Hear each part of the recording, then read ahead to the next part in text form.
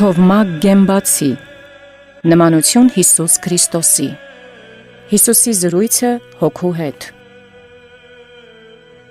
Որդյակ, եթե իրապես կամենում ես երջանիկ լինել,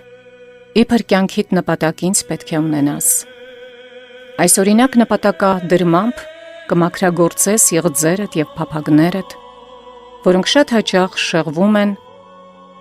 և ձգտում սիրել անձդ և արարածներին, որովհետև եթե որևիցե մեկ բանում փնտրես քո իսկ անձը, կենսաբեր տրամադրությունների նվազում իսկույն կզգաս քեզնում և հոգիդ կցամաքի և կանապատանա։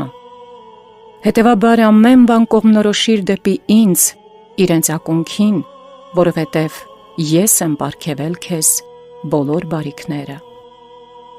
Այսպես դիտիր բոլոր իրողությունները,